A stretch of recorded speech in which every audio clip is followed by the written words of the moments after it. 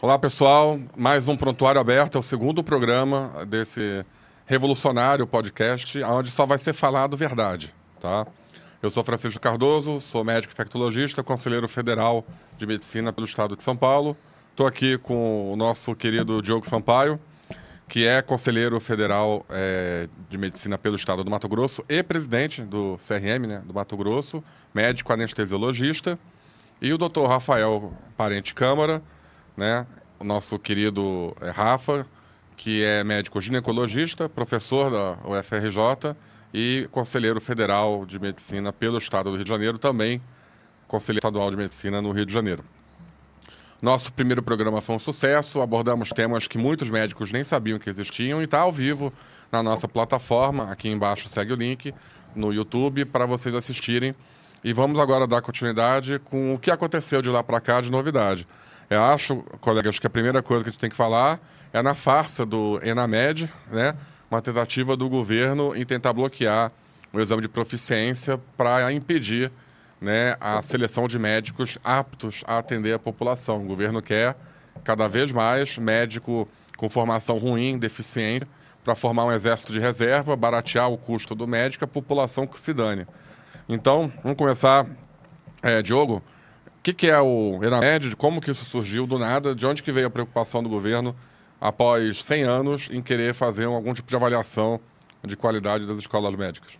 O primeiro, cumprimentar a todos que estão nos assistindo e nos seguindo. É importante que vocês sigam o podcast do Prontuário Aberto. É um programa feito para vocês, não só para os médicos, para os estudantes, né, Francisco?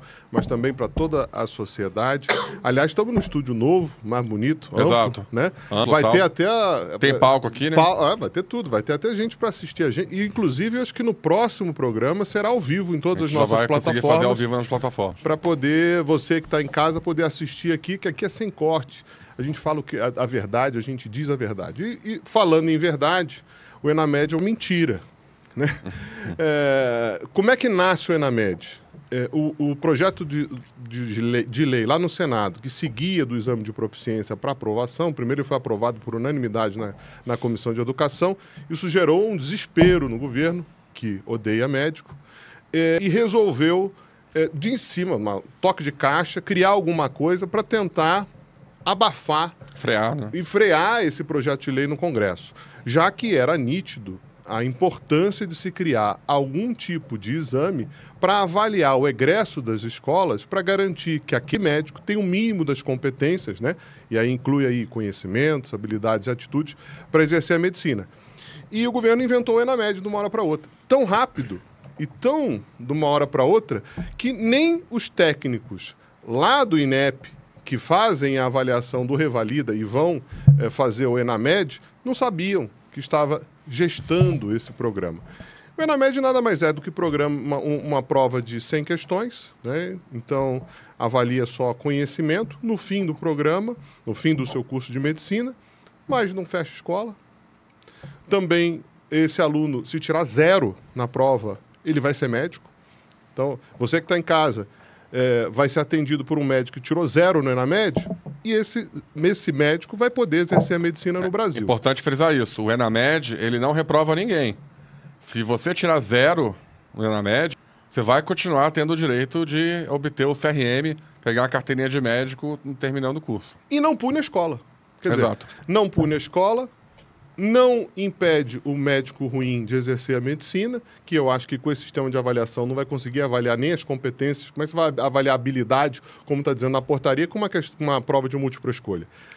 E, por último, também não fecha a escola. Então, é um engodo.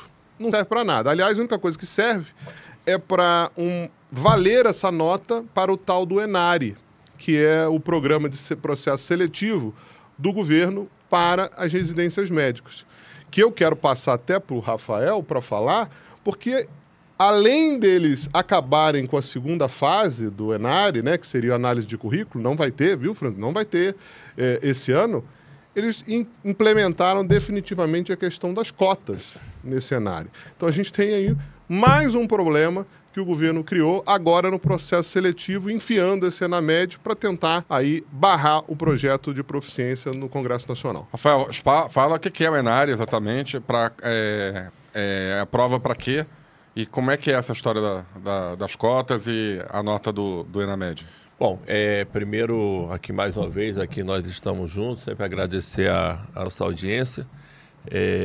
Antes disso, eu queria só voltar um pouquinho no que o Diogo falou do Enamed. O Enamed é mais um dos muitos programas feito de qualquer jeito, feito rapidamente para dar uma resposta mal feita e sempre perigosa e destruindo a medicina, porque, como o Diogo falou, esse governo odeia médicos. Então é importante dizer que essa política foi feita, esse Enamed, como uma resposta / retaliação ao Conselho Federal de Medicina e aos médicos, a um PL da proficiência médica, que aí isso é uma prova séria, para realmente ver quem tem condições e quem não tem condições de exercer a medicina com qualidade, sem colocar em risco a população. Como o governo viu que isso iria passar e estava passando de forma muito rápida, eles inventaram esse tal de Enamed para dizer para os parlamentares, não precisa disso, porque a gente aqui está fazendo a nossa parte. Não estão. Isso aí não serve para nada, simplesmente, nem sequer para fechar a escola de medicina serve, né? E aí vem sempre aquela pergunta, o que é que a gente faz com quem não passar? Bom, quem não passar não tem condições de exercer a medicina, vai colocar a população em risco e é problema dele. Todo ano vai ter prova e ele um dia que estude e consiga passar. Dito isso, vamos falar então agora dessa questão do Enare. Principalmente teve uma lei recente agora, porque o governo do PT, ele sempre quer fazer a coisa de qualquer jeito para dar uma resposta para a sociedade, sempre colocando a população em risco. Então, a meritocracia ela não serve mais para nada. Não adianta ter somente cotas em universidades, né? Que aí você, em teoria, você iguala todo mundo. Não. Agora eles também fizeram uma lei para cota para concurso público. É importante dizer que a residência médica não é um concurso público. Não é um concurso público, a pessoa não é estatária. Mas seguiram também essa lei para as provas de residência, colocando cotas. Isso, ao nosso ver, o CFM, ele já se manifestou, então eu não estou falando aqui só por mim, estou falando também pelo Conselho Federal de Medicina, contra cotas em residência médica. Para a residência médica tem que ir os melhores. São as pessoas que vão abrir as nossas barreiras, são as pessoas que vão cuidar da gente no acidente de trânsito em estradas, são pessoas que vão tratar problemas graves, ou seja, especialistas, e não muitas vezes algo mais generalista que às vezes até um recém-formado consegue fazer. Então isso coloca em risco. E a gente sabe muito bem que esses políticos, né, de forma geral, e aí é da direita à esquerda, quando eles precisam de especialistas e de médicos, eles procuram os melhores. Eles não querem saber quem é de cota, quem não é de cota. Isso são os melhores. Então a gente entende que isso coloca em risco a população. Não é justo com os médicos que estão se formando, porque daqui a pouco, hoje já é muito difícil alguém que não tem cota entrar em faculdade, porque é tanta cota que a pessoa não consegue entrar na medicina. E vai acontecer brevemente o mesmo em residência, né? Então, além de você não classificar os melhores, você ainda vai impedir aqueles melhores, e a gente sabe disso, que brevemente, Francisco e Diogo, vão começar a surgir aqueles estudos bem mal feitos, e a gente sabe comandados por quem? Dizendo que quem entrou por cota teve um resultado bem melhor do que quem não entrou. Isso não tem plausibilidade biológica alguma. A gente sabe que esses estudos não têm valor científico algum, né? Então, acho que aqui a gente precisa expressar isso, essa preocupação, e os médicos do Brasil estarem cientes disso, porque, mais uma vez, o PT fazendo as coisas de qualquer jeito para dar uma resposta. Mesma coisa, daqui a pouco a gente vai falar desse programa mais especialistas, são todos programas populistas que não resolvem absolutamente nada, e é mais uma satisfação que o ministro da Saúde, o Padilha, que inclusive foi considerado persona non grata pelas entidades médicas em 2013, por ter criado o Mais Médico, que destruiu para o resto da vida a medicina brasileira. Inclusive com essas faculdades. Com certeza. As faculdades foram abertas aí logo depois do programa Mais Médicos, que mudou a forma de abrir escola, né? Vamos lembrar. Exato. Com certeza. E aí ele vê, não querendo acontecer com ele, ter a cabeça cortada que nem a Anísia teve, ele fez esses programas aí de qualquer jeito para dar uma satisfação pro Lula. Mas não enganou nem a população, e acho que o próprio Lula também não vai cair nessa história, não. Tem uma coisa interessante nisso, que o Rafael falou, é que o MEC tem um sistema de avaliação muito ruim, mas é o único que tem, se chama ENAD, Diogo e Rafael. E o ENAD 2023, ele foi o primeiro que avaliou as escolas de medicina abertas após o Mais Médicos. Por um fato desconhecido, essa nota do ENAD era para ter sido divulgada em agosto de 2023. O Ministério da Educação simplesmente se calou, não divulgou. Fizeram o ENAD 2024, ano passado, que a nota ainda não saiu, já era para ter saído e está atrasado. E depois de muita pressão nossa, via CFM também, né, via denúncia ao TCU, ao Ministério Público, que abriu procedimento contra o ministro da Educação, há cerca de 2 meses, eles finalmente divulgaram as notas do ENAD 2023 para a medicina. E o que foi que a gente viu? Nós vimos 2 fenômenos que a gente está falando aqui. Primeiro, o ENAD ele classifica as escolas com nota 1, que é a pior, até nota 5, que é a melhor. Lembrando que a nota 1 é de 0 a 1. É. Quer dizer, quem tirou 0,1 é 1. Quem tirou 0,1 fica como 1. Exato. Exatamente. O que aconteceu? Primeiro fenômeno. Apenas 7 escolas médicas tiraram nota 5, todas privadas. São faculdades tradicionais privadas que não utilizam sistema de cota e que não ficam fazendo essa política de formação médica com ênfase no SUS, E tem etc. hospital-escola, que é uma E coisa todos têm importante. hospital-escola próprio. Estou falando da Santa Casa de São Paulo, da própria faculdade do Einstein e outras faculdades privadas. Se não me engano, apenas uma pública, acho que Marília, não tenho certeza, tirou nota 5. Nós vimos uma queda absurda das notas de faculdades públicas tradicionais, as federais, as estaduais de São Paulo, todas ficaram com notas ruins, né? Ali entre 3 e por aí. E, principalmente, mais de 30 escolas ficaram com nota 1 ou 2. Todas essas escolas eram escolas que foram abertas após o Mais Médicos.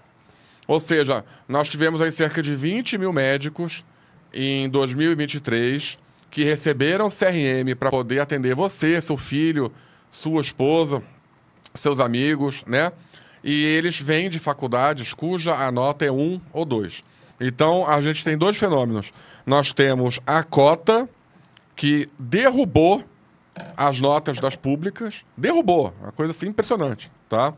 E nós temos também a questão do Mais Médicos, que derrubou as escolas médicas como um todo. E a gente já está pressionando para ver a nota do ENAD 24, porque eu tenho certeza que esse abismo só vai aumentar. Eles conseguiram destruir o ensino médico nas faculdades públicas. Todos aqui somos formados, né, em escolas de renome, em escolas tradicionais, em escolas que têm peso, que têm currículo. E o que a gente viu? Essas escolas atualmente elas estão começando a enfrentar dificuldade de formar bons médicos. E aplicando a questão da cota para residência médica, o que é um absurdo enorme. A desculpa da cota é você igualar diferenças de acesso. O que é uma mentira, porque apenas os mais ricos das chamadas classes desfavorecidas é que se beneficiam da cota. O negro, o deficiente, o índio, é só os que têm mais grana. Você não vê, é muito raro você ver alguém que realmente vem lá de baixo conseguir acesso via cota às melhores faculdades. Então já é a Fora os primeira tribunais mentira. éticos que eles estão criando para avaliar realmente se você ou não lá, é aquela... Adolf Hitler, né? No mesmo modo que os nazistas faziam, eles criaram tribunais raciais, vamos dar o nome correto disso, para poder medir o tamanho da tua boca, o tamanho do teu nariz, o tom de escuro da sua pele, né? O formato do seu crânio, coisas muito modernas, né? Medicina e ciência de ponta, né? Para definir se você realmente merece ter cota ou não merece ter cota. Tirando esse nazismo que está implícito na questão das cotas, o que a gente tem é que nós tivemos nas residências médicas a partir do ano passado, que foi quando começou. O ENARI, ele é a prova que o governo faz para as escolas ligadas, os hospitais ligados à EBSER, né? Principalmente, né? Mas o que é a empresa pública que controla hoje em dia quase todos os hospitais universitários. Sim. Nós tivemos anestesista, candidato à anestesiologia, passando por cota com nota de 580, numa escala que vai de 0 a 1000. Tirando a vaga de colega sem cota que tinha tirado 870. Então, as especialidades que têm mais procura, anestésio, dermato, endócrino, algumas cirurgias, elas estão com esse fosso. Pessoas incompetentes, pessoas que não tiveram a devida formação, o devido conhecimento, estão entrando em vagas e alunos excelentes, brilhantes, que tiram 8, tiram 9 nessas provas, isso cria, inclusive, não é nem a meritocracia não vale nada, a meritocracia passa a ter um valor negativo. Na realidade, eles né? Destruíram as faculdades de medicina e agora querem destruir os programas de residência. Exato. Quer dizer, algo que realmente funcionava, que eu sempre ouvi que era o padrão ouro, né? Agora vai ser destruído. Vai virar ouro de tolo, é biriba? Esqueci o nome. Então, o que a gente tem aqui? E nós temos um outro cenário onde eles secaram a abertura de vagas de residência médica, priorizaram aquela especialidade, vamos dizer assim, política, né, que é ensino de família e comunidade. O que eu mais recebo, Diogo e Rafael, é colega que fez MFC falando para mim como que eles se arrependeram, como que eles foram enganados na faculdade, procurando outras coisas para fazer, porque eles entenderam que é uma especialidade que, na verdade, é uma doutrinação política. É uma especialidade que só tem uma função, só tem um emprego, e se você não entra na roda da narrativa progressista woke, você está fora. E o que a gente viu? Todos os principais cabeças da medicina de família e comunidade, que escrevem livros, que foram gestores, todos já fugiram da medicina de família e comunidade. Tem um famoso que escreveu um tratado de medicina, família e comunidade, que há anos ele é gestor de um plano de saúde. Um total contrassenso à doutrina da medicina de família e comunidade. Por quê? Porque ele viu, ele tem competência, ele tem, né, mas ele é esperto, ele aproveitou a liderança dele e galgou. Todos estão querendo virar gestores. Que é outro fenômeno que a gente está vendo. Nós estamos vendo muito mais gestor, administrador do que médico em hospital hoje em dia. É um tal de supervisor, de OP, de diretor adjunto, de secretário, de auxiliar do não sei o quê. Você passa por 30 gestores para conseguir um procedimento e quando está faltando médico. Veja que a ideologia destrói a medicina, né? Porque nos outros países, a medicina de família e comunidade ela é muito importante, né? A atenção primária ela é importante para o sistema. Agora, a partir do momento que você não usa efetivamente, está aqui, ó, um ex-secretário de atenção primária, né? Do Ministério da Saúde. Pode falar melhor do que eu. A importância da atenção primária no sistema de saúde. O problema é se você enviesa isso para a ideologia, você acaba destruindo um atendimento que é essencial para a população. E isso é a cara deles, né? Tanto que eles são conhecidos em muitos lugares como médico au-au. Que eles só sabem fazer ao cardio, ao pronto-socorro. Isso, aliás, começou com mais médicos. Eles começaram a destruir a atenção primária com mais médicos, colocando nem médico, a gente não pode chamar de médico, pessoas que vieram do exterior sem revalidação de diploma para atender a atenção primária e simplesmente não eram resolutivos. Não resolviam o problema. A gente ouve muito isso, né, Rafael? A atenção primária resolve 70%, 80% de todos os agravos da saúde, não é isso? Só que esses que foram colocados na época do Mais Médicos não resolviam nada. Então, de 70% a 80% passava para zero. Né? Era o au-au que você está falando. Encaminhava para atenção secundária ou terciária. Aumentava a fila. Ou pior, era diagnosticado de forma errada. Sim. E agravava o seu quadro de saúde, então era mais caro para o sistema e às vezes até esse paciente morria ou ficava com uma sequela aí de um atendimento que foi equivocado. Né? Rafael, a gente sabe da importância da atenção primária. Se ela funcionasse, ela conseguiria resolver boa parte dos problemas da saúde no Brasil. Só que ela não funciona, porque o objetivo parece que não é a saúde da população. São outros interesses. Qual foi a sua vivência como secretário de atenção primária em relação a esses problemas que você enfrentou? Então, até isso o governo do PT está conseguindo acabar, né? Esse foi um grande problema. A gente que implantou o Programa Médico pelo Brasil, que seria uma solução definitiva para o grande problema que hoje a gente tem no Brasil, que é nos rincões, nos locais mais afastados, nos locais de periferia, inclusive de grandes cidades, nós não conseguíamos alocar médicos. Aliás, uma pausa que você está falando, abraço pessoal da Associação dos Médicos pelo Brasil, que tem defendido ali o legado da importante programa que ia resolver o problema da atenção primária, que agora está sendo destruído, estão tentando enfiar tudo. Estão tentando enfiar tudo para mais médicos e o CFM tem apoiado os médicos pelo Brasil. Eu estou sempre com eles, né? Na verdade, eles sabem o que a gente fala. Esse governo, em 4 anos, ele não vai conseguir destruir, mas em 8 vai. Então, a grande esperança deles é que esse governo seja chutado pela população brasileira nas eleições de 2026, porque com mais 4 anos eles vão conseguir colocar essas pessoas sem CRMs, transformar todo mundo em médico, está na própria lei que foi criada aí do Mais Médicos 2.0. Mas voltando, quando a gente entrou, a gente detectou esse problema. O Mais Médicos, ele não consegue prender ninguém, porque é uma bolsa que paga mal, então as pessoas ficavam ali mais como um bico, né? E aquelas pessoas sem CRM, não sabiam nada. Então você tinha um funil negativo. Quem é que ia para o Mais Médicos? Ou quem não tinha CRM, né, que não serve para nada, ou aqueles médicos que não passavam em nada, e aí preferiam ficar ganhando uma bolsa de mais ou menos 11 mil reais no Mais Médicos. Quando a gente criou o Médico pelo Brasil, e eu coloquei salários de até 38 mil reais, dependendo do tempo e de para onde iria, a gente fez um concurso, esse concurso foi dos mais disputados, então a gente fez um funil positivo. A gente levou aqueles melhores médicos para atender a população. O que é que o governo do PT fez quando entrou? Está tentando muito fortemente acabar com o nosso programa. Primeiro, que ele não faz mais concurso, segundo, que ele não dá aumento e ele trata os médicos de uma forma... absurda, né? Não à toa que os médicos estão sempre nos procurando. Tentaram recentemente dar um golpe no programa, foi uma manifestação nossa lá no CFM, eu com o presidente Galo do CFM, que nós impedimos esse ardil que o Ministério da Saúde queria fazer. Então esse é o grande ponto que a gente estava conversando aqui. A lógica da atenção primária, realmente, como é na Inglaterra e em outros países, é resolver 80%, 90%. E não ficar encaminhando como é hoje. O problema é que, para isso, você tem que ter especialistas, sim, em atenção primária e pessoas muito boas, que só vão encaminhar aquilo que realmente precisa. Porque qual é o padrão BT de atendimento na atenção primária? É você colocar uma pessoa de branco ali que a gente sequer sabe se é médico, e também as pessoas têm vergonha de perguntar se aquela pessoa ali é médica ou não, ou se é simplesmente alguém advindo de alguma faculdade de países aqui da América do Sul, ou pessoas estrangeiras também sem CRM, e essa pessoa ela não sabe praticamente nada, e aí o que é que ela faz? Ela começa a encaminhar.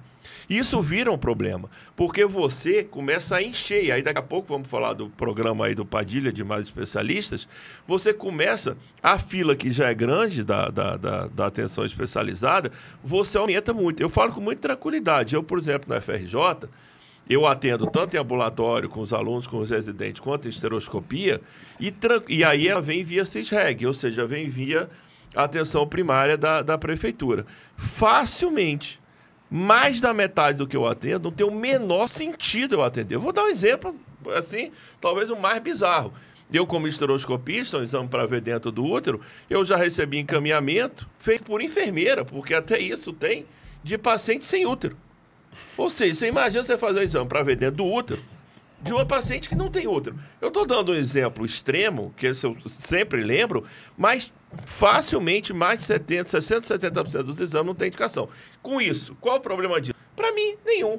Eu vou fazer o número X de exame, não vai mudar o meu número de exame, só que aquela paciente ela vai estar entrando no lugar de alguém que precisaria estar.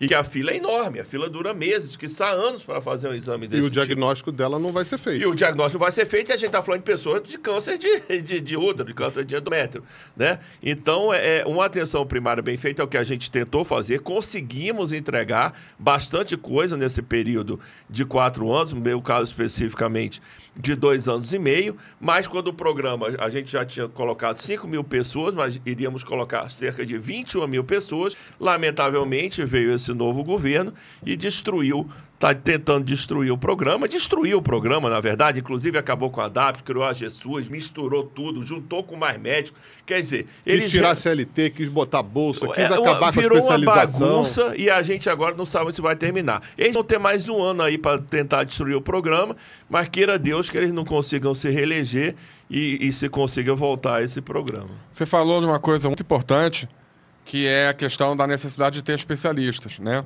Não só especialistas em saúde primária, mas também especialistas nas clínicas cirúrgicas, clínicas médicas, né?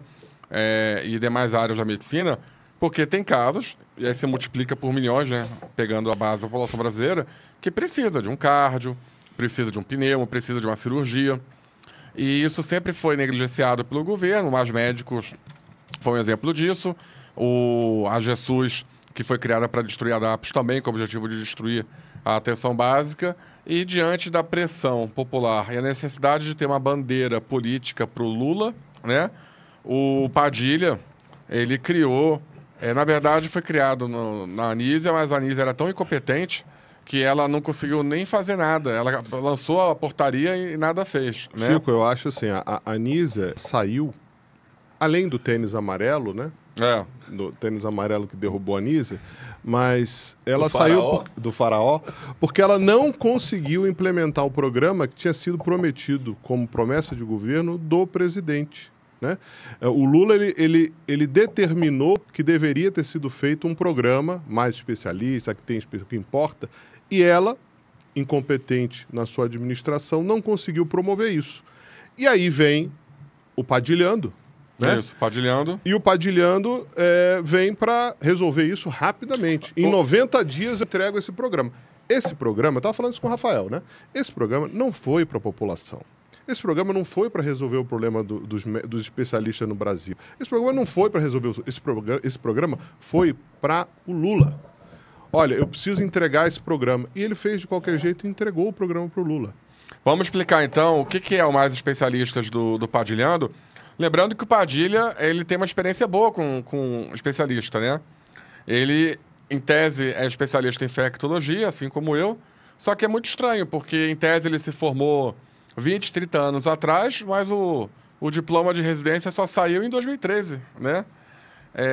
Isso já foi um dos primeiros escândalos da primeira gestão dele. Ele não tinha terminado a residência médica, não tinha feito aquele teste final de conclusão de curso, porque foi lá se meter em Santarém, Amazônia, não sei o quê, esqueceu ou achou que não tinha importância, mas de repente passou a ter, quando ele vira ministro de Estado, e começa a falar que é infectologista. Aí foram procurar, cadê? Não tem. Aí, do nada, a Faculdade de Medicina da USP emite um diploma nas sombras de residência, registrado em 2013, assinado pelos diretores da Faculdade de Medicina da USP e do Programa de Residência da USP, à época, em 2013. Uma, inclusive, se não me engano, ela ainda era aluna, quando o Padilha, de fato, terminou, em tese, a residência médica. Então, o Padilha tem já esse background, né, de especialista, e aí ele tentou pegar esse background para fazer mais especialistas. Muita gente está achando que vai formar especialista em 360 horas ou com 20 horas semanais, mas não é bem isso, né? Qual é a ideia do... que é na prática? Para começar, quando me falam isso, eu sempre digo que eu não duvido nada no governo do PT. Eu não duvido. Rolou lá uma circular dentro da EBSER... Que sumiu. Que desapareceu, falando isso, né? Vamos fazer em tantos meses, 3 meses, 6 meses. Mas o que o ministro... Por enquanto, ministro. O que saiu na medida provisória. E o que saiu na medida provisória, na portaria, é que seria uma qualificação do já especialista. Então, ele já é especialista, ele vai passar por uma qualificação. Olha, vamos falar a verdade, né? O Mais Médicos, ele era um programa de quê? De assistência? Não. Não. Na medida provisória que depois foi convertida em lei, era um programa de formação também. Tanto que é bolsa, não é CLT. O que ele fez? Ele fez a mesma coisa com o especialista. Como ele não vai contratar CLT, bonitinho, carteira assinada, fazer um concurso público, resolver o problema da assistência no SUS, ele criou um programa de formação para poder dar bolsa. Então, vai ser a mesma formação que era o Mais Médicos. Vai colocar o cara, vai dar uma apostila, vai ter um tutor à distância, com o objetivo único e claro de bypassar a legislação trabalhista, né? E aos olhos do Ministério Público do Trabalho, aos olhos do Congresso Nacional, aos olhos do Tribunal de Contas da União, eles vão inventar uma formação para o atual especialista, uma qualificação, né? Eu vi até dirigentes, até de entidades médicas, viu, Francisco? Dizendo, não, isso é bom, isso é um fellow, né? Não sabe nem o que é fellow.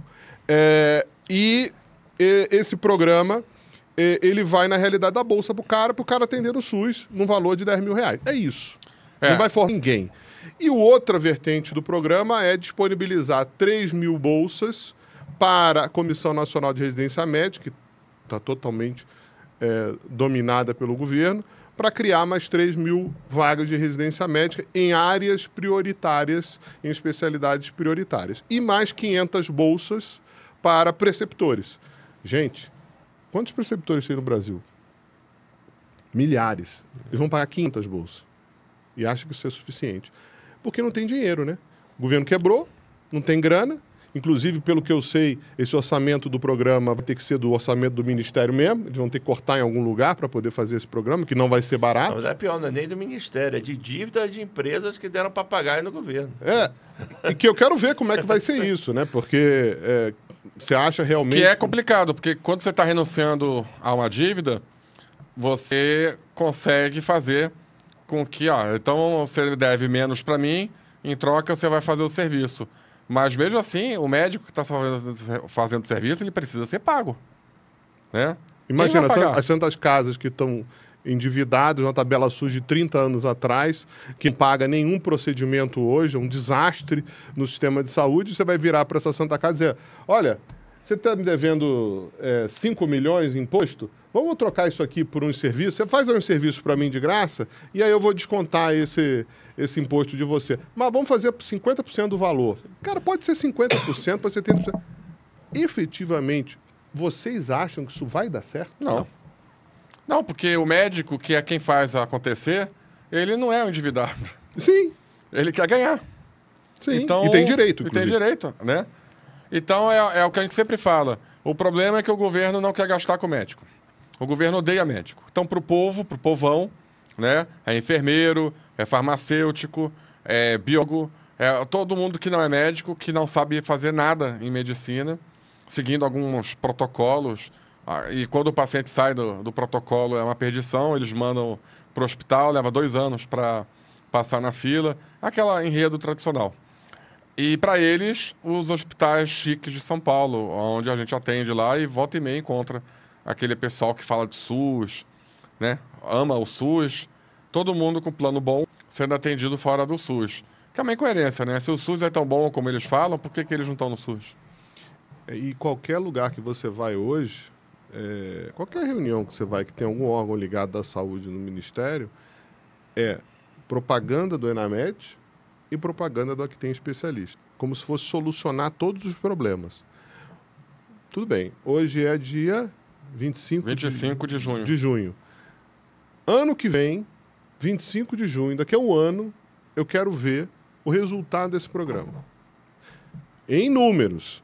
Não é chegar e fazer uma propaganda. Não, eu quero efetivamente se mudou a assistência e levou o atendimento especializado para a população. Se realmente solucionou o problema da saúde pública. Claro que não solucionou. Porque é o que eu falei no início. Esse programa não era para o SUS, não era para resolver o problema. Esse programa é para dizer o seguinte, Lula, você não queria um programa? Está aqui, ó. Está aqui o programa. Para fazer propaganda nos eventos. E para a eleição, né? E para a eleição. Mas não vai colar. Não vai colar porque não vai ter resultado nenhum para apresentar na saúde, né? Aliás, muito que se elegeram foi mentindo, dizendo que nós tínhamos entregue uma terra arrasada na saúde. Muito pelo contrário, nós entregamos o SUS como nunca antes, tão forte, com tanto dinheiro. Foi tanto dinheiro que nós entregamos com 25 bilhões de reais que os gestores estaduais e municipais não conseguiram gastar, né? Então, nunca houve tanto dinheiro nos municípios e nos estados quanto o governo anterior, do qual tenho orgulho de ter feito parte, nós deixamos. Agora, você não consegue encontrar nem vacina normal. Vacina normal, se a mãe hoje quiser ir. Não sou eu que estou falando disso, não. Isso é a Confederação Nacional dos Municípios, é o CONAS, o CONASENS, aquela própria questão de ciência da Natália Pasternak lá. Ela também acabou de fazer um estudo lá mostrando que também não tem vacina. Inclusive, ela fez a questão de jumência?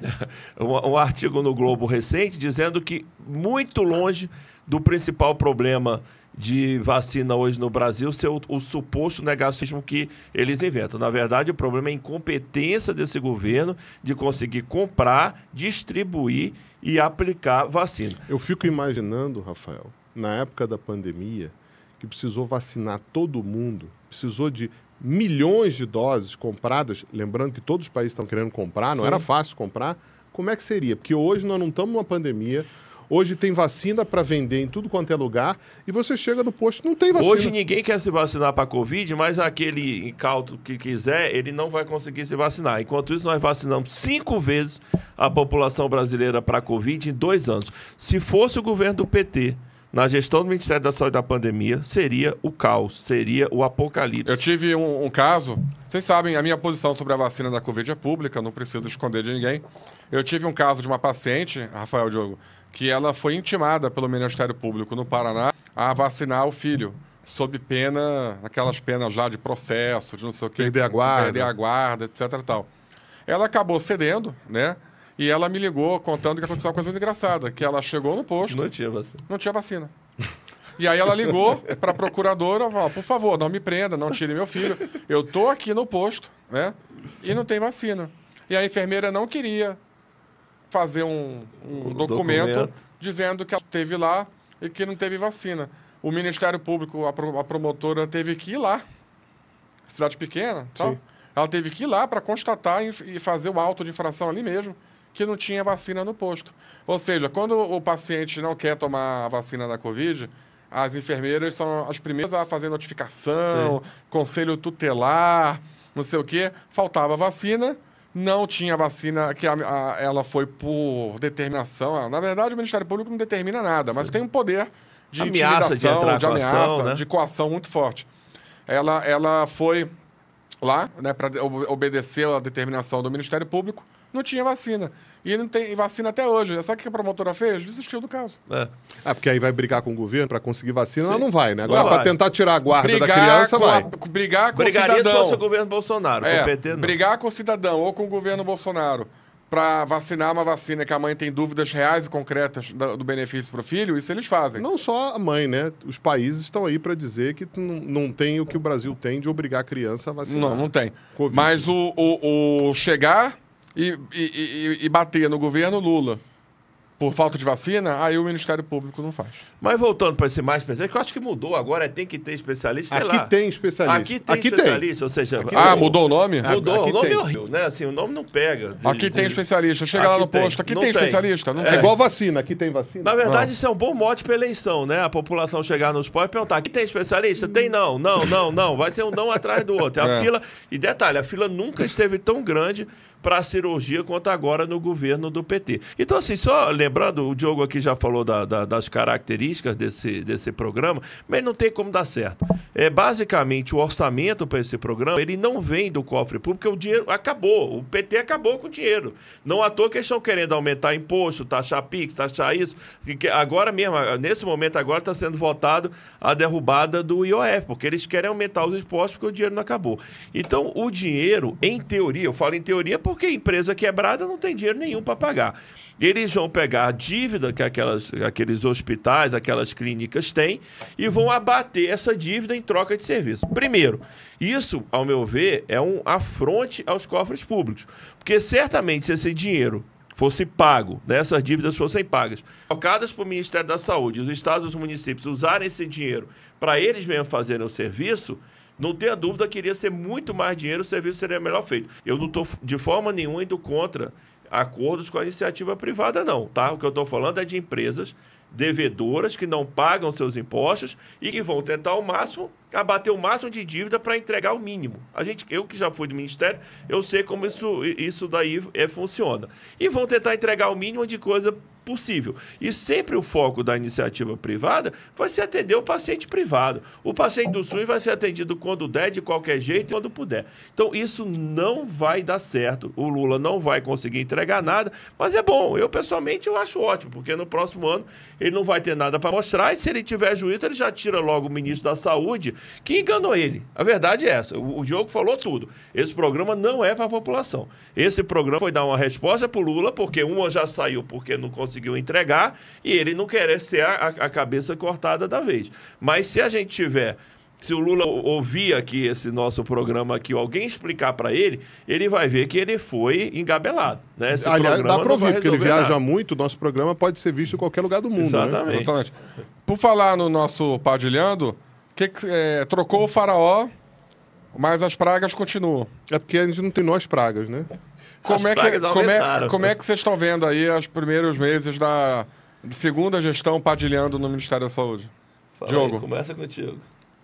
Eu acho que ele melhorou, acho que a parte do YouTube, né? Ele tá bem engraçadinho no YouTube, você tem percebido? Muita rede selfie, social, né? muita selfie, muito videozinho engraçado. Videozinho com montagem, com né? montagem, com edição. Essa parte eu acho que deu uma melhorada, né? Em comparação à Anísia, que acho que ninguém sabia que ele era ministro. Quando ele foi explicar ao Mais Especialistas, ele usou prego e corda num mapa do Brasil. Sim, ia marcando. Mostrando como que vai ser a tecnologia, né, do Mais Especialistas. Né? Agora, evidentemente, não resolveu nada, nem vai resolver nada, né? São os mesmos de sempre, são os mesmos que estavam lá no outro governo dele, na outra gestão dele, retornaram. É como o Lula, não estamos no Lula 3, está pior, né?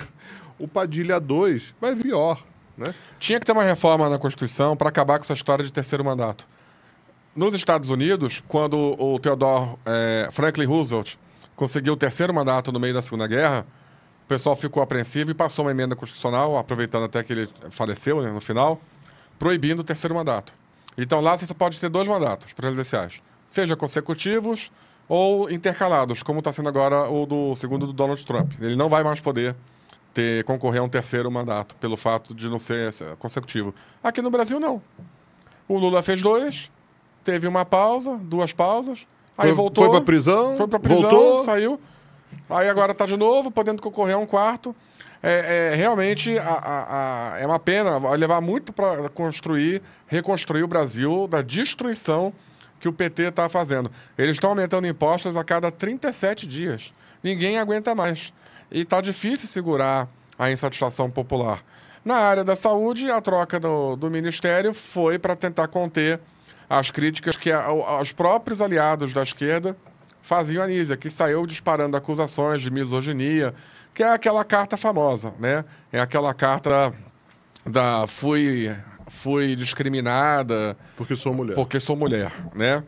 Inclusive, é a carta que... É o escudo, na realidade. É o escudo. Mas aí assumiu o novo faraó.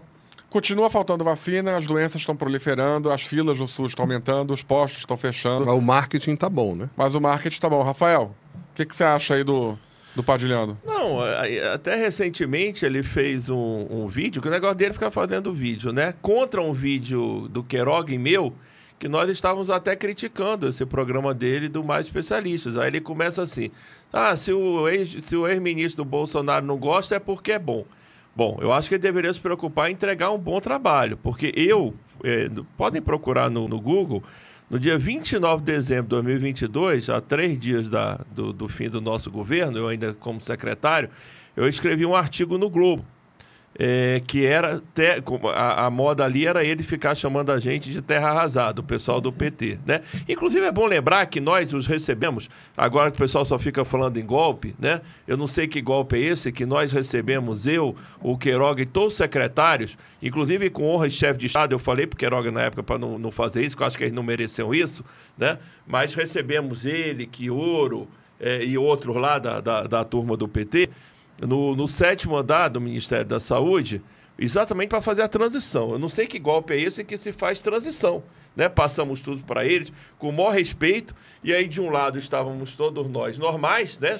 Imagina, dezembro de 2022, veio um bando de gente com máscara.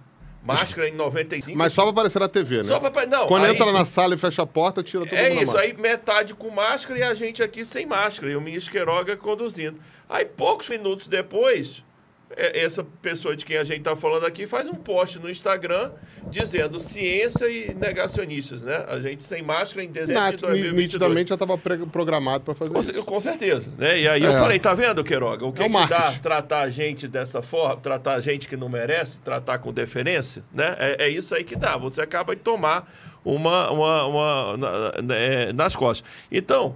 Em vez dele ficar criticando, nós entregamos o SUS tão fortalecido como nunca. Inclusive, até eles destruíram, Francisco e Diogo, até a nossa política materno-infantil, que trouxe a menor mortalidade materna da história. Isso o Brasil tem que saber. A Anísia só fez anular... A Anísia só acabou com tudo que a gente fez. Inclusive, tudo. Rafael, deixa eu pegar um off-topic aqui que eu lembrei agora.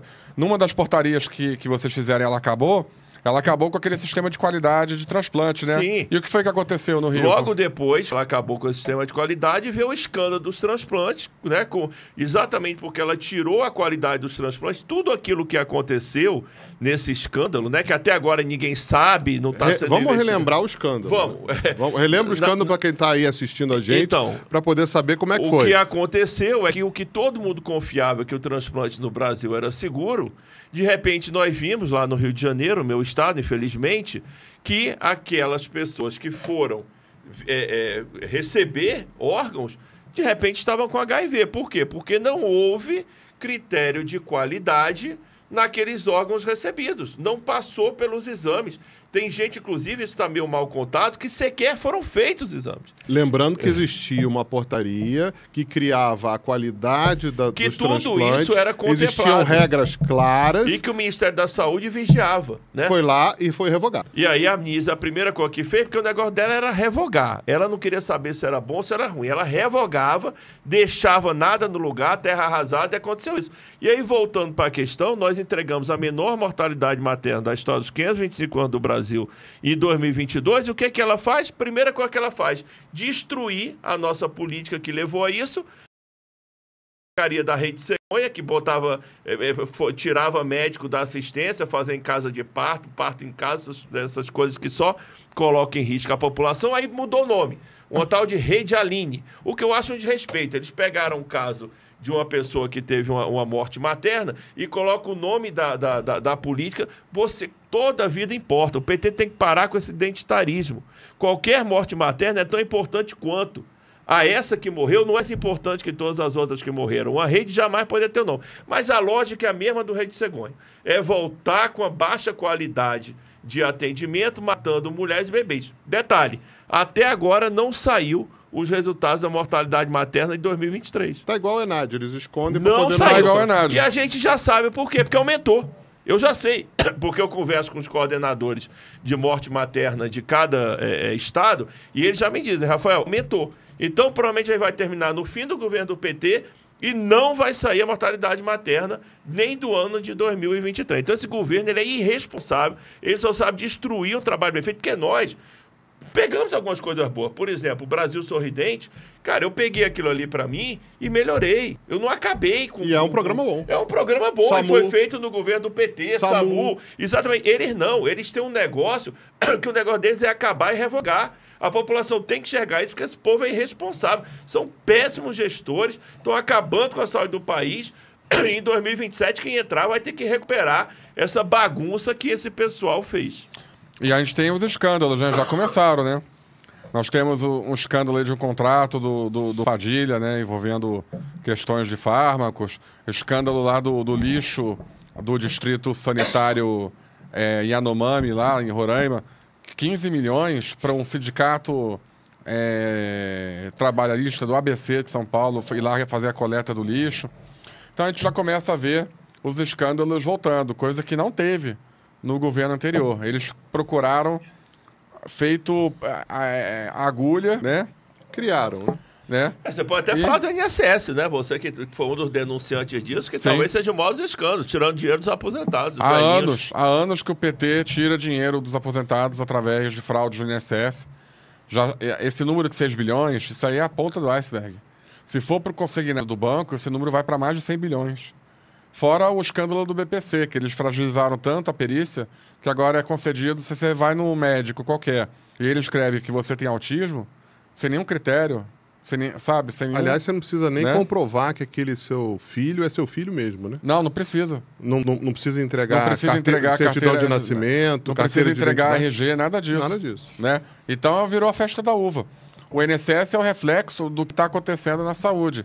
E é tanta roubalheira, é tanto dinheiro gasto que acabou o dinheiro. Então eles ficam cavando dinheiro desesperadamente de tudo quanto é lugar. Como é o IOF, que eu espero que seja sendo derrubado hoje.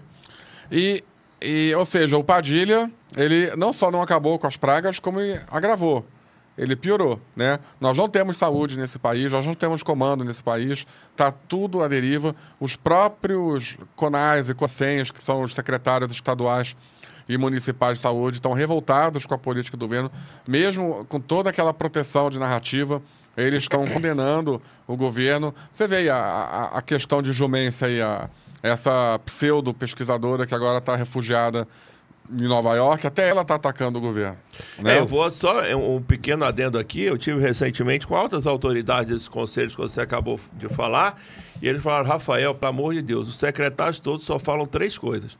Voltem, esse pessoal que está lá não entende nada, e que saudade de vocês. Eu falei: irmão, vários aí, senão a maioria fez o L, agora aguenta. É 4 anos vocês apanhando para ver o que vai sobrar no final dos 4 anos. Mas estão desesperados para esse povo sair. É uma pena, né? Porque eles conseguem destruir tudo e para reconstruir é muito difícil. Demora. Para destruir rapidão, né? Eles conseguem fazer rápido. O Padilha fez 90 dias aí, rapidinho ele já conseguiu destruir um monte de coisa. E para você reconstruir isso, o trabalho que vai ser enorme. Vai ser enorme.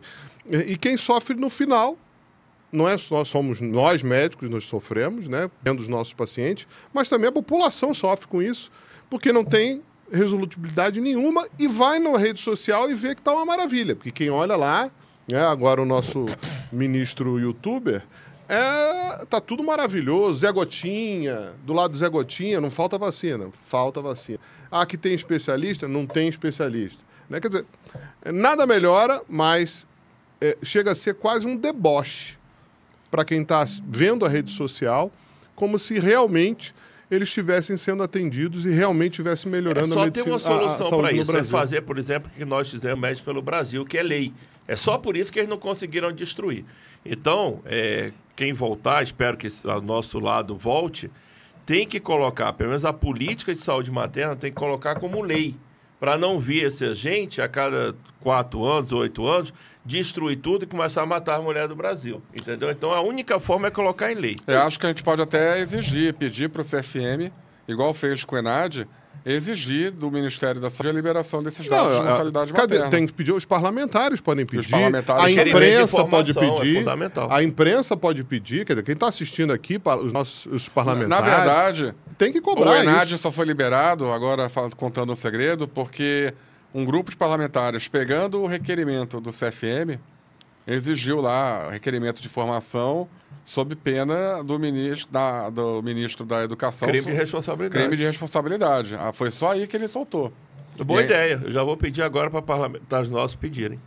Porque a gente tem que agir, né? A gente está aqui denunciando um Ministério da Saúde assassino, um Ministério da Saúde que realmente é o verdadeiro genocida, né? Já que eles vulgarizaram esse termo, vamos falar a verdade, quem está matando mais é o atual Ministério da Saúde, tanto o da feminista quanto o do Padilhando, né?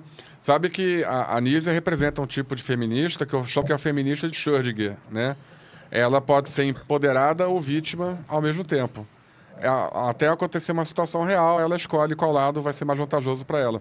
Então é assim que esse pessoal trabalha. Sempre, né, transitando, eu posso ser tudo, aqui é melhor eu ser vítima, quando ela foi demitida por incompetência, ou aqui eu sou empoderada, quando ela foi assumida no Ministério da Saúde, não fez absolutamente nada. Houve um massacre de mortes por dengue no Brasil, na gestão dela. Maior da história. Maior da história. Sim. Morreu mais gente de dengue. Chikungunya começou a matar. Morreu mais gente na gestão Nízia do que nos últimos 8 anos somados. Dengue superou em 2024 a própria Covid, a tão badalada Covid, e esse ano continua na mesma toada. Não está tão massacrante quanto em 2024, mas continua. Porque vai criando a imunidade. Sim. Né? Sim. Então a gente tem aí uma situação catastrófica. Eu fico muito preocupado com os pacientes que dependem do Sistema Único de Saúde. Ao ponto de gente que eu conheço, funcionários de prédio, não sei o quê, a gente acaba se cotizando para o cara conseguir um atendimento privado, alguma coisa assim. Porque o problema... não dá, o cara vai no SUS e não resolve nada. Não, e o problema é o seguinte, né? A gente está numa situação financeira no Brasil tremenda, né? Não tem dinheiro para nada, os impostos só crescem a cada 37 dias, como você mesmo disse. A quantidade de pessoas que começa a sair da saúde suplementar para poder ser atendido no Sistema Único de Saúde só aumenta. E esse Sistema Único de Saúde não consegue dar conta dessa população. E do jeito que vai o Brasil, a gente vai ter que aguentar mais 1 ano e meio, pelo menos, o Brasil só vai piorar economicamente. A gente está sentindo aí na cidade de vocês estão sentindo isso. E a quantidade de pacientes atendidos pelo SUS só tende a aumentar.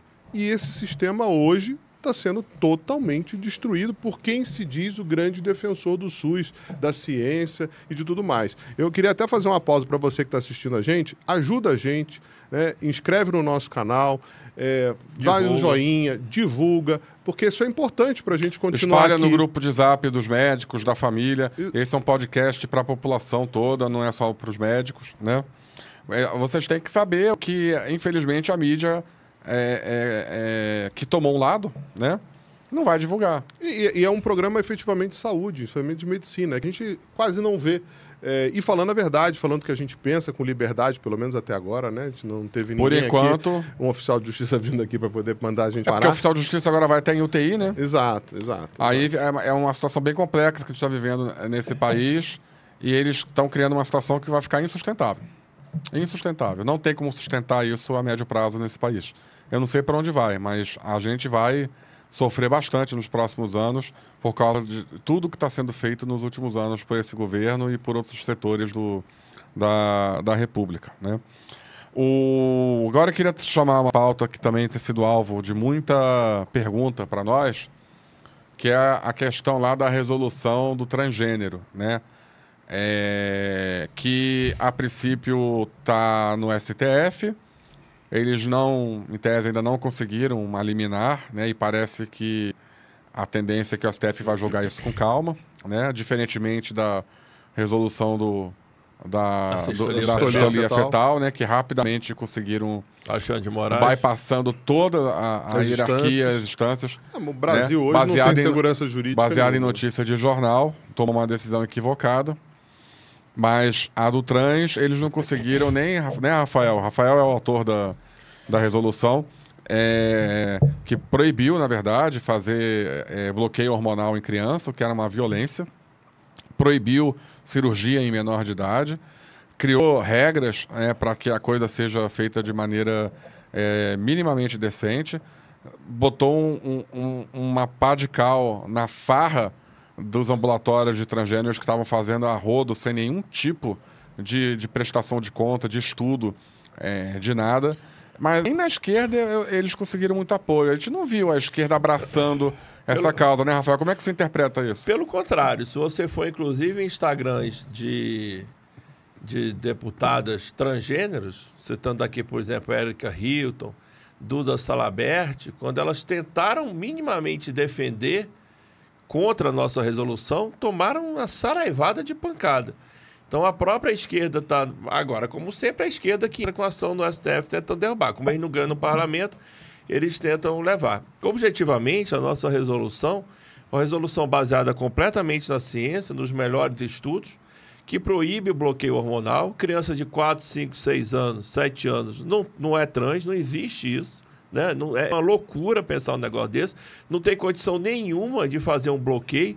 Para quem não sabe, quando entra na puberdade, e a mulher geralmente entra mais ou menos a partir de 8 anos, o homem a partir de 9, mas pode ser antes, né? E aí a gente já estaria falando de puberdade precoce, que não é o caso, mas com 8, 9 anos já se iniciava um bloqueio e que aquela criança podia ficar até 16, 17 anos bloqueada, sem deixar seus caracteres secundários aparecerem, e com isso a sua própria sexualidade fica completamente prejudicada.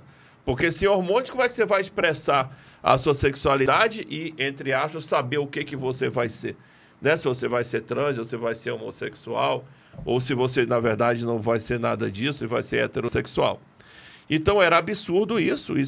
Na realidade, é uma interferência medicamentosa, com certeza, proposital, e com viés de afirmação. Criando, a criança inclusive, fala que é trans, aí muitas vezes os pais apoiando aquilo, e aí quem não era passa a ser.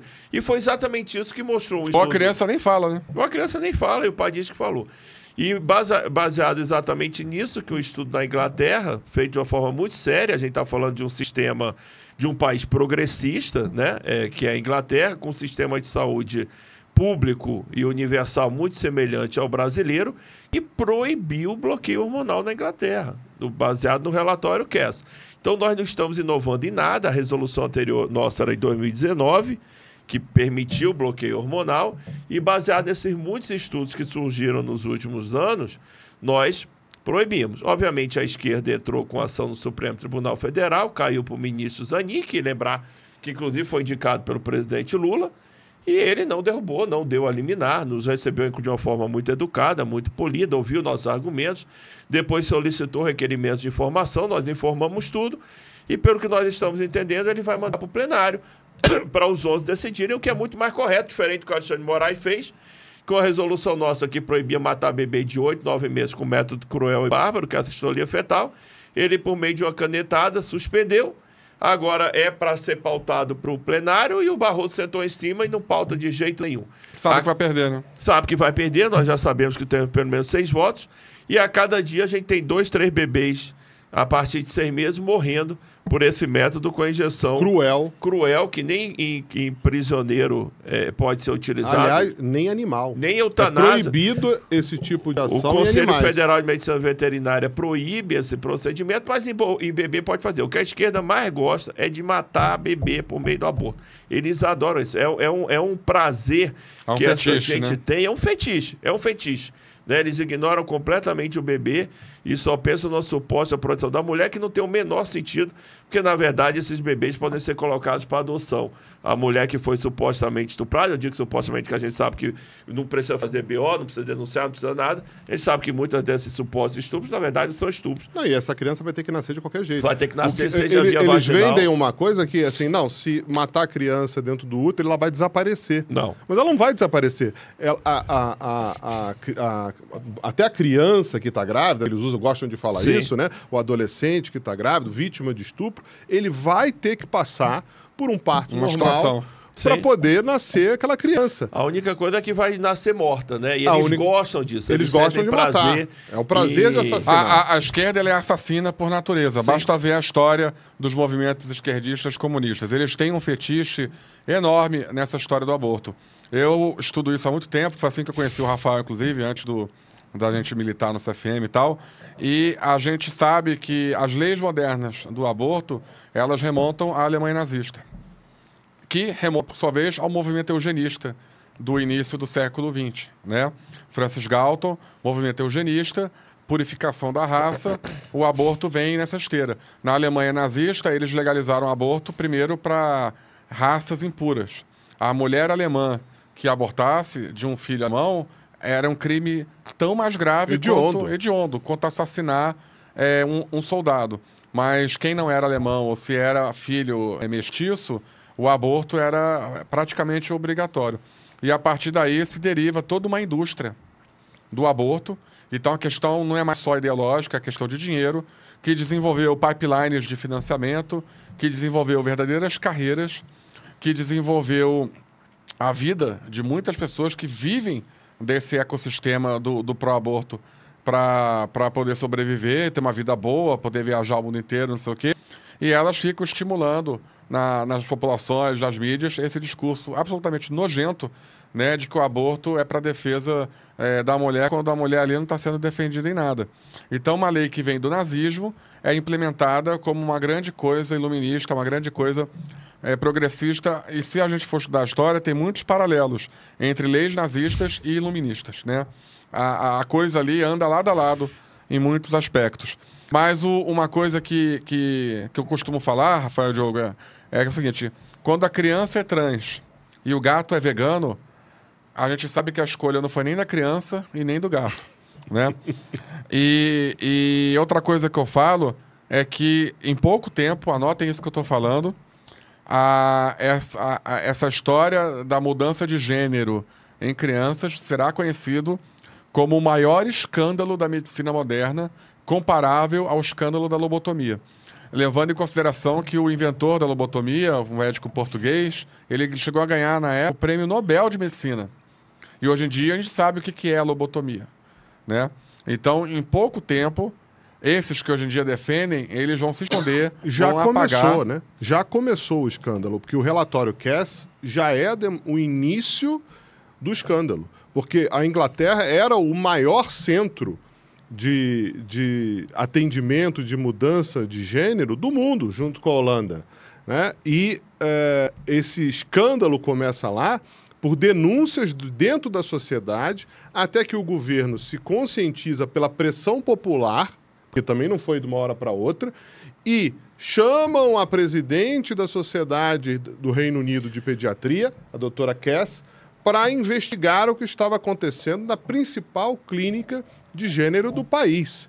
E aí, deste relatório, saem diversas ações governamentais até a proibição.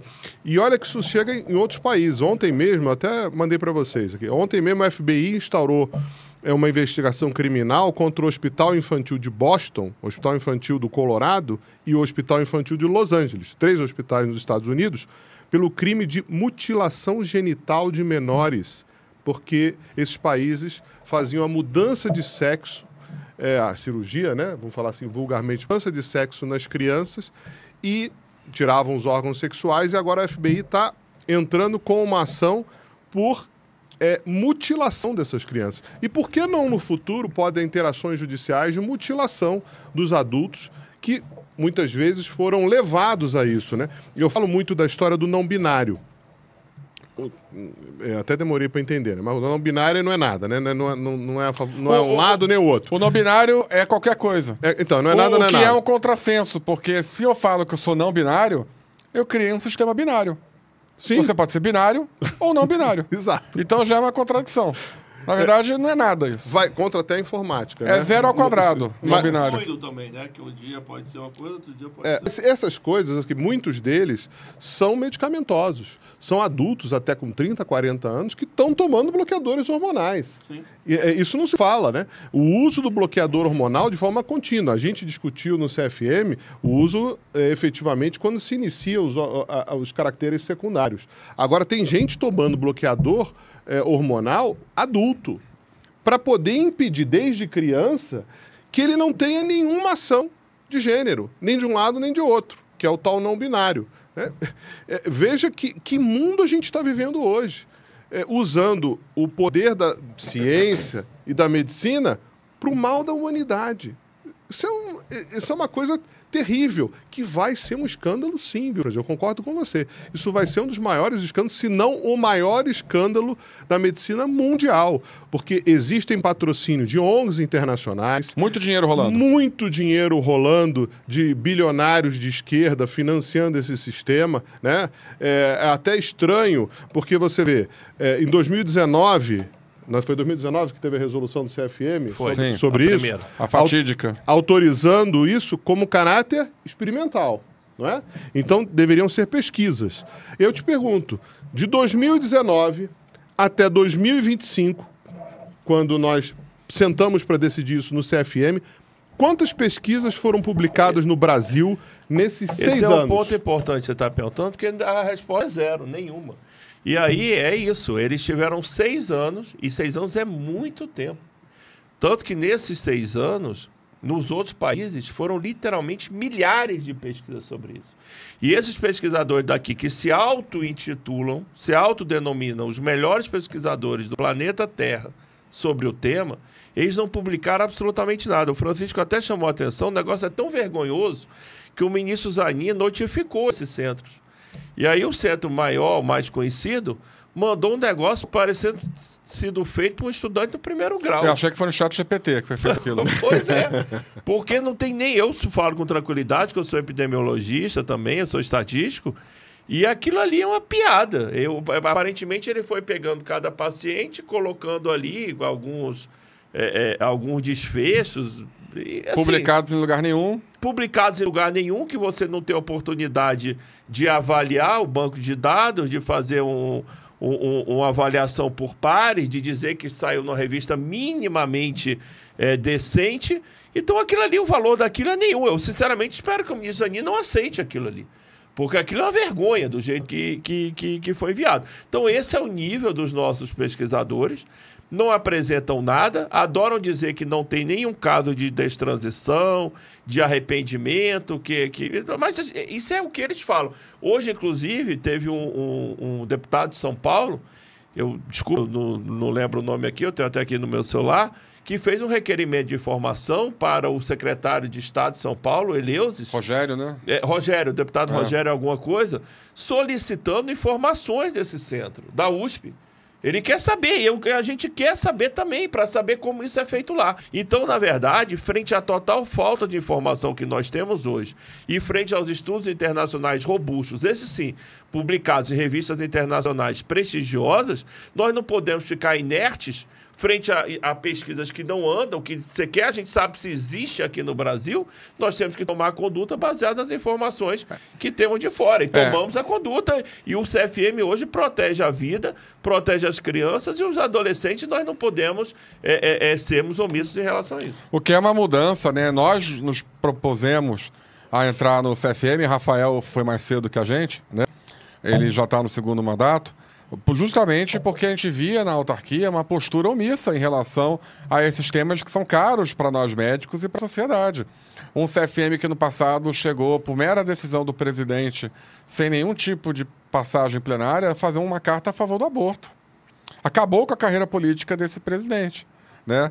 E depois, em 2019, aprovaram uma resolução que foi feita por um psiquiatra completamente ideológico, né, que era conselheiro na época, e esperaram a transição de mandato para publicar a resolução que liberava o bloqueio hormonal em criança, coisa que aconteceu? Eles ficaram condenados os 5 anos. Aí teve agora uma nova renovação e a gente está agora sim com um CFM que está preocupado com a qualidade da medicina, com a saúde da população, com os médicos e de defender as coisas corretas. Nós nos formamos, Rafael, Diogo, nós nos formamos para defender a vida. Não foi para a morte. Eles falam que não pode dar hormônio para performance, que é uma coisa que eu discordo. Vamos ter que rever essa resolução lá na frente, né? Porque as doses podem ser perigosas. As doses que dão para os adultos que fazem transição de gênero são muito maiores. Muito maior. Você e ninguém transformar fala uma nada. mulher numa barbada é uma dose absurdamente grande, com risco enorme de provocar a morte dela. É importante, Francisco, e ninguém fala nada. Porque nós fomos eleitos, aí a mídia de extrema esquerda, né, a grande mídia, tentou nos colocar como média de extrema direita. Eu, dia sim, dia não, Globo, fazia artigos, editoriais, entrevistas, tentando impedir a minha reeleição, e nós mostramos que os médicos querem pessoas como nós. A grande maioria da plenária do CFM hoje pensa igual a nós. Nós não fomos colocados lá ungidos, sei lá por quem não. Nós fomos colocados lá eleitos pelos médicos do Brasil. Então, o médico do Brasil, de forma geral, tem o nosso pensamento. Defende a vida, defende a liberdade, defende as crianças, a autonomia do médico. A autonomia do médico. Por isso que nós estamos lá. Se os médicos quisessem ditadura, quisessem aborto, quisessem hormônio para criança, para bebê, teriam eleito outras pessoas. Aliás, não faltavam nomes para isso. Sim. Todos os estados você tinha uma esquerdinha lá para você votar. Mas eles... Que é interessante que na hora da eleição, né, você não podia apontar que a pessoa era eleitora do Lula. Era crime. Sim. Vamos denunciar na polícia. Eu fui denunciado N vezes porque eu apontava as pessoas que tentaram Eu fui denunciado, a gente sofreu várias tentativas de impugnação, processos judiciais, ameaças.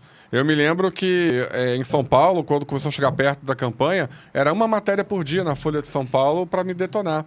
E aquilo só me engrandeceu, na verdade, porque quem quer votar em gente como nós, via aquilo e falava, esse cara é contra aborto, ele é contra hormônio em criança, então é nele que eu vou votar. A minha campanha foi feita pelo Globo, que fez uma matéria dizendo que eu era contra o aborto, contra o Lula, contra o mais médico, de direita, e fui do governo Bolsonaro. Cara, o que eu faço? Você ficava em casa, Eu ficava em casa, deitado, mandando WhatsApp. O que eu faço pro Globo fazer isso pra gente na próxima campanha? Então, assim, os médicos não querem estar associados a políticas esquerdistas, a políticas da morte. Aliás, e o esquerdista tenta se enganar, se esconder, né? Ele quando é esquerdista, não, eu não voto no PT, não sou PT. Sou tucano, sou tucano. Eu sou, PSD, sou PSB, bota lá qualquer sigla e tal. Mas depois aparece com a fotinho com o candidato do PT, né? Com a ministra da Saúde. Eu sofri, o Rafael também deve ter sofrido, eu sofri um verdadeiro, uma perseguição judicial na minha campanha. Eu tive que contratar 3 advogados para poderem dar conta das respostas, que era rápido, né? Era 24 horas, senão você era cassado, não sei o quê. Tem um nome isso, eu esqueci agora. Essa persecução judicial indevida, tem um nome para isso. Lawfare. Um verdadeiro lawfare que a gente sofreu. E uma dessas denúncias era justamente que eu apontava que o outro candidato lá teria votado no Lula. Aí eu falei, mas é crime? Ele é o presidente da República. Então ele que faça uma declaração. Aí a minha resposta é assim.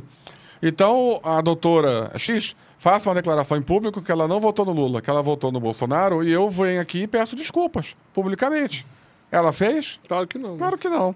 Então, aí depois fica espantado. Nossa, por que perdemos? Né? E vão continuar perdendo, enquanto houver democracia, porque sempre existe a hipótese da ditadura vir e acabar com tudo. E já estão tentando, né? Estão tentando fazer leis agora para invadir os conselhos, que a gente sabe que o foco é o CFM. Eles querem tirar a nossa autonomia, sabem que é o grande conselho hoje contra essa ideologia nefasta da esquerda e querem entrar. Depois é até importante, tudo que você passou, eu passei no mesmo grau lá no Rio de Janeiro, porque eu lutei contra um povo que não me queria de jeito nenhum, eu sendo reeleito, inclusive no próprio Conselho de Medicina do Rio, do qual eu sou conselheiro, mas que eu denunciei diversas falcatruas e suspeitas de coisas erradas, e por isso teve a intervenção no Conselho do Rio de Janeiro, que o CFM interveio, né? Então a minha situação lá foi terrível, porque além dessa questão ideológica, o pessoal queria se manter lá também para continuar fazendo coisas erradas. Nós temos hoje 10 conselheiros afastados do CREMERG, estão respondendo o PAI, estão tendo seu direito de defesa, né? Mas isso também envolve a medicina do Brasil, porque quem denuncia é perseguido. Hoje, inclusive, eu corro risco de morte. A qualquer momento eu posso ser morto por alguma dessas pessoas que perderam essa forma invadir aqui o podcast e metralhar todo mundo. Até o pessoal da produção, brincadeira. Rafael, excelente ponto. Vamos, para finalizar o podcast hoje, vamos falar disso? Eu até hoje recebo... Eu sou do Rio, quem não sabe, eu sou carioca. Nós três. Você também, verdade. Nós três somos cariocas. Cada um foi... O Rafael ficou no Rio, eu fui para São Paulo, o Diogo foi para o Mato Grosso. E... Mas tem o título de cidadão mato-grossense e cuiabano, tá? Por favor. Eu já tenho green card para morar em São Paulo. Então, não sou mais estrangeiro em São Paulo. Depois de 20 anos lá. Mas colegas do Rio até hoje me procuram perguntando o que diabos é essa intervenção no CREMERG, por que o CFM interviu no CREMERG, o que significa essa intervenção. E muitos falam, Francisco, estão falando aqui que isso é política, que isso é uma coisa política e que os médicos afastados eram defensores dos médicos do Rio e estão sendo atacados por bolsonaristas. Eu nem sabia que eles se intitulavam como esquerdistas, né? Enganaram, então, a população, porque eles se elegeram falando que não eram esquerdistas, que eram de direita. Tudo para se defender, né? Rafael, você foi o denunciante. Explica, vamos aproveitar os 18 minutos aqui que restam. Explica para os médicos do Brasil e do Rio em especial o que é essa intervenção, por que ela não é política, o que já foi visto até agora. Francisco, é importante eu falar isso. Primeiro porque isso foi muito ajudado, porque no dia da intervenção, o Globo, como sempre, fez uma matéria dizendo que a intervenção era por questão política, né? Porque eu tinha querido ser presidente do CREMERG e não consegui. Mas você nunca nem tentou disputar. Nunca quis. Eu sempre falei... Não quis e não quer. Não quis e não quero. Inclusive, hoje eu tenho a oportunidade de ser o presidente interventor e não quero. Né? Não quero. Eu sou um conselheiro regional, fui o que mais entreguei em todo sentido lá, resolução, pareceres, processos, sindicância, mas nunca quis ser presidente, assim como também não quero ser da diretoria do CFM. Eu acho que eu entrego muito mais dessa minha forma, com pareceres e resoluções, ajudando a medicina. Então, isso foi a primeira mentira que eles criaram, essa turma que estava lá para amealhar o CREMERG, para se locupletar do CREMERG.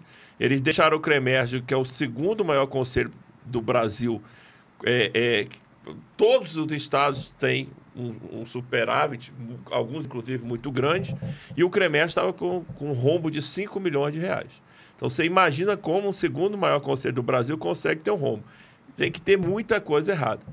E aí o CFM fez a intervenção por unanimidade, 28-0, nenhum conselheiro sequer foi contra, imediatamente afastou 8 conselheiros, estão fora do CREMERG, e logo depois afastou mais 2. Então, nós temos 10 afastados hoje, de 42, por questões muito graves que eles fizeram na gestão e destruíram o CREMERGE. Afastados não só da diretoria, mas do cargo de conselheiro. Eles não podem entrar no CREMERGE, não podem. Foi político isso? Pois é. E aí eles tentaram voltar, Francisco, respondendo você, primeiro tentando acabar com a intervenção, não conseguiram, entraram na justiça, perderam todas, e depois individualmente os conselheiros, alguns tentando voltar por liminar e nenhum conseguiu. Inclusive alegou que era uma questão alimentar, dando a entender que estava passando fome. Cargo de conselheiro não é salário.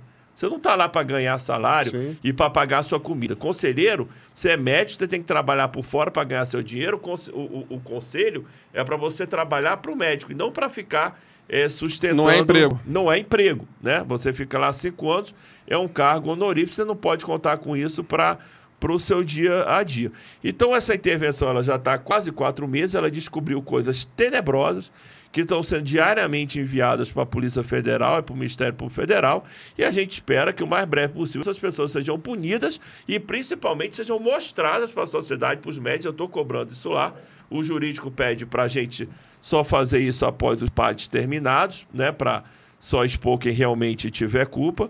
Mas agora, por exemplo, o médico do Rio de Janeiro que quiser entrar para fazer uma receita, para tirar uma certidão negativa ou qualquer outra coisa, ou ele não consegue ou está com dificuldades enormes, porque uma das coisas que eles fizeram foi colocar um sistema lá que simplesmente não funciona, porque o dono da empresa era amigo não sei de quem, e aí a gente está no caos. A situação é tão grave que na fase pré-intervenção, quando um conselheiro do CFM estava lá interrogando o presidente, um funcionário de lá, que era um dos comandos lá desse pessoal, ele levou um policial federal lá, dando a entender que era uma operação da polícia para interromper o depoimento. E depois a gente viu que ele estava lá por conta própria, simplesmente para intimidar. Obviamente foi denunciado na Polícia Federal. Isso está tendo inquérito e muito provavelmente esse policial vai ser. Isso é a forma como eles agem, para intimidar. A minha vida se transformou em inferno durante 2 anos, como eles nunca encontraram nada contra mim. Literalmente inventaram crimes contra mim. Vou dar um exemplo aqui. Eu fui relator de uma resolução que proibia o parto domiciliar, né, que leva a risco, e eles entraram com a denúncia no Ministério Público Federal que eu fiz isso, crime de prevaricação, que eu fiz isso para algum desejo meu, né? Obviamente isso foi arquivado, mas eu tive que gastar dinheiro com advogado, perdi muitas noites de sono. Prevaricação é crime. Você imagina ser condenado por um crime, a prisão, mesmo que você não vá preso, você deixa de ser réu primário, você passa a ter diversas restrições. Aí você não pode ser candidato. Você não pode ser candidato a nada, tem diversas restrições de direitos. Então o que eles queriam é isso, é expor, e obviamente saiu no Globo. Como sempre, sai no Globo. Manchete do Globo. Ex-secretário de Bolsonaro e vice de Queiroga, substituto de Queiroga, responde por prevaricação, né? É isso que eles querem, é constranger. Aí fazem milhões de denúncias, todas, absolutamente todas, arquivadas, né? Quando você não é corrupto, não tem nada contra você, você tem que inventar coisa. Então, eu contei muito com o apoio, o CREMERGE, do Conselho Federal de Medicina, que hoje está com essa intervenção vigente, para a gente tentar o mais rápido possível, primeiro explicar para os médicos do Rio de Janeiro o que está acontecendo, para tirar essa ideia de questão política, mas principalmente para a gente voltar a entregar, já com esse pessoal fora, um serviço de excelência que o médico do Rio de Janeiro merece, igual todos os outros médicos do Brasil.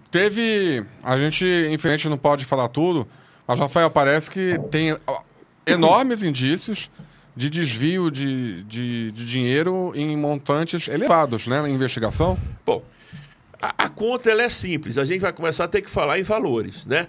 Enquanto você tem hoje conselhos com 400 milhões de reais em caixa, o do CREMERGE estava com 5 milhões de rombo. Então a gente tem que começar a entender que o rombo ele é na casa dos centenas de milhões de reais. O que a gente tem que saber, eu não vou ser leviano aqui, porque isso cabe à polícia. O conselho não tem como entrar em conta, quebrar conta, saber com quem está o dinheiro. O que a gente sabe sim é que foram feitos dezenas de contratos sem licitação e com motivação que a gente sabe muito bem quais foram. Isso é comprovado. Isso não tem como ninguém processar. Agora, a gente precisa dar resposta o mais rápido possível da polícia de quem levou esse dinheiro e de quanto levou. A gente precisa ter um número para avisar para os médicos de quanto que os médicos perderam de dinheiro com esse pessoal. Os médicos do Rio, salvo o melhor juízo, foram assaltados, né?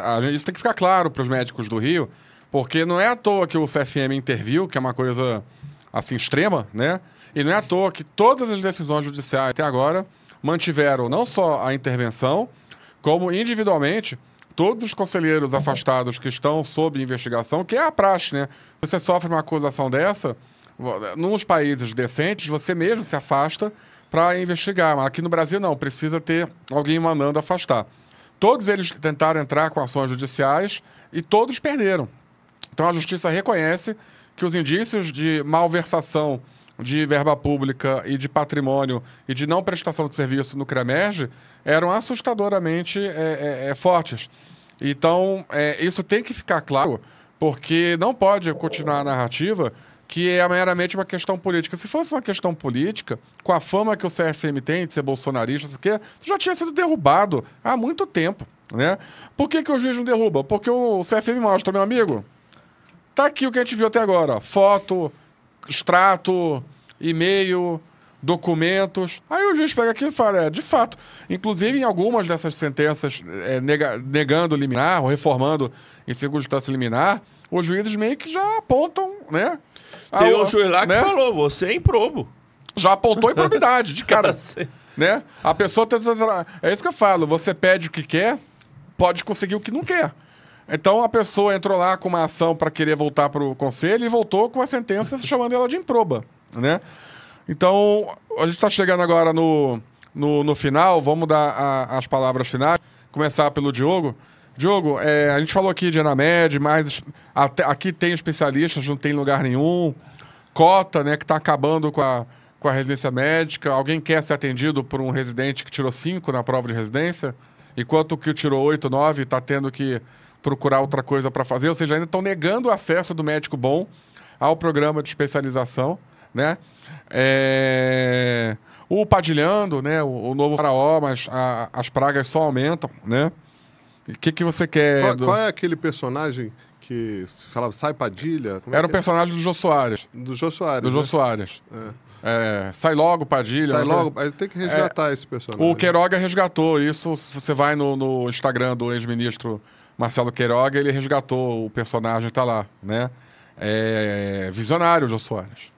Visionário, né? Ele já estava vendo, ele está parecendo os Simpsons. Isso, exatamente. O Jô Soares é o Simpsons brasileiro, né? Você prevê tudo que vai acontecer, você vê lá, tem alguém no Jô Soares falando aquilo. Fala aí. Eu quero trazer aqui o que a gente espera do próximo programa. Acho que o próximo programa a gente já deve chamar um convidado, a gente vai começar a chamar convidados aqui. E a gente aguarda sugestões, inclusive, quem que vocês querem aqui. Exato, vai chegar nesse ponto.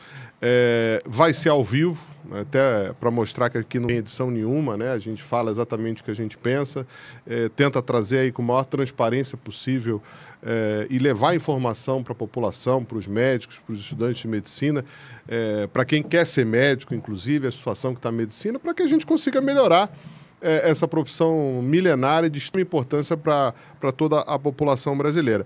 E, como o Rafael falou e adiantou já, é você que está em casa, que pensa num tema, que pensa em algo que você quer saber, que a gente pode responder para vocês. A gente está aberto aqui para temas de importância da sociedade e dos médicos, para que a gente consiga aqui interagir com você ao vivo. Né? No próximo programa ao vivo, você vai poder fazer perguntas para nós, a gente vai conseguir responder ao vivo a pergunta de vocês que vão estar assistindo ao programa. E vamos ter convidados aqui nessa bancada do Prontuário Aberto, abrindo o prontuário da medicina brasileira para todos. Rafael. O único lado bom é que com esse governo que odeia a medicina e quer destruí-la diariamente, não faltam temas para a gente, né? Sempre o nosso problema hoje é conseguir colocar no máximo 4 temas aqui. A gente colocou 4 e acabamos indo para 6 temas. E aí é a nossa forma de tentar mostrar soluções e também de os impedir de destruir tanto a medicina. Então a gente aguarda aí essa sugestão de temas, de convidados, e fica aí a sugestão aí, né? Já que agora aqui tem especialista, né? Que o ministro aí inventou essa história aí para satisfazer o chefe dele. Então as pessoas começarem aí nos locais que deveriam ter especialista e perguntar, vem cá, aqui tem especialista? Agora tem cardiologista, tem ortopedista? Tem? Não vai ter. Não vai ter, não vai aparecer. A fila só vai aumentar, né? E apoiar aí a nossa luta aí para esse exame de proficiência. Esse negócio de Enamed não serve para nada, isso é conversa fiada. E o CFM está em cima disso. A gente precisa do apoio da população brasileira, porque é você, população pobre, que vai sofrer. tá? Se você não tiver um médico mais ou menos bem formado, porque não é muito bem formado, esquece. Com o que o Lula fez com mais médicos, isso aí já era. Mas pelo menos alguém que preencha aqueles mínimos critérios para não matar alguém assim de bobeira. A gente precisa disso, precisa do apoio de todos. Então, agradecer mais uma vez a nossa audiência aí. As pessoas não têm ideia do impacto que já está sendo para o Brasil essa política destruidora da medicina.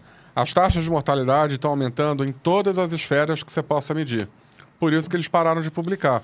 A gente falou aqui da mortalidade materna, que é um índice que vem sendo acompanhado historicamente há muito tempo, mas se você for criar índices de outros parâmetros, mortalidade infantil, mortalidade por câncer, mortalidade por hipertensão, etc., você vai ver que a coisa não para de crescer desde que o governo assumiu. Vai ser interessante, em breve, a gente vai provocar o Ministério Público, a Defensoria Pública, para perguntar para eles, e aí, defensores e procuradores, aí tem especialista? Eu quero ver qual vai ser a ação do Ministério Público diante disso, porque se fosse no governo Bolsonaro... A fila, quero ver a fila diminuir. A fila do INSS só cresce. A fila do SUS só cresce. Cadê o Ministério Público que não entra com uma ação contra a fila do INSS? A gente tem que começar no futuro a discutir o papel do Ministério Público no Brasil. É um cargo extremamente importante, extremamente relevante, vital para a democracia brasileira. Ele não pode estar sequestrado por ideologia sectária. E neste momento a gente afirma, tem vários afirmando isso na mídia, vários afirmando isso em estudos, inclusive, que nós vivemos uma era onde os órgãos de controle do poder estão sequestrados por ideologias sectárias. É uma vergonha o que a gente vê atualmente de ação de alguns procuradores, de alguns defensores que são muito bravos para defender aborto, para defender criança trans, como um processo aí que o CFM recebeu, mas que já está superado, porque o assunto está no STF, ou seja, o cara jogou só para a plateia, só para ter aquela notinha na página do Ministério Público. E quando a coisa é ao contrário, a gente só vê um longo e profundo silêncio, Como no caso agora, até fugindo um pouco, mas para encerrar, dessa guerra aí que está tendo no Oriente Médio de Israel e Irã, A gente passou 2 anos ouvindo acusações de que Israel bombardeou hospitais, não sei o quê, nada devidamente comprovado, depois você ia ver, não era um hospital, etc, etc. Agora que o Irã lançou míssil balístico, não é bomba de avião, é míssil balístico. Contra o hospital. Míssil balístico, por definição, ele tem a pontaria precisa. Ele não é um míssil que você lança e cai em qualquer lugar. Você define a coordenada e ele está sendo disparado contra hospitais. Aí foi o que eu botei lá num post que viralizou. Eu falei que a esquerda está tão chocada com o Irã atacando hospital, creche e escola em Israel que eles estão calados, não estão conseguindo falar nada. Então, assim, muito cuidado. Pegue as credenciais de quem você ouve. O cara está defendendo vacina de Covid, pede a carteirinha de vacina dele. Quantas doses ele tomou? Fizeram isso recentemente para o governo e qual foi o resultado, Rafael? Todo mundo com dose atrasada. Sim. O próprio Padilha, com dose atrasada. Mas para cobrar da mãe lá no interior do Santa Catarina, eles são corajosos. A pessoa defende o SUS, pergunta qual é o plano de saúde dela, Então, mas não vale levar em um hospital do SUS trazendo equipe de fora, equipamento de fora, fechando o hospital, não vale, fechando o andar. Fechando andar. Isso não vale, não. Com professor titular de universidade tem famosa. Tem que ser o SUS raiz. É o SUS raiz. Não estou falando de ninguém. A gente não, é só um exemplo hipotético. Hipotético. Então, assim, nos acompanhem nas redes, sigam o nosso canal, curtam o nosso canal. Nós vamos fazer cortes e vamos divulgar para os colegas até o mês que vem. Deus quiser, já com a proposta de ser ao vivo, aqui em Brasília, 20 horas, 19h58 no momento. Até a próxima, galera. Abração. Grande abraço. Abração para todos.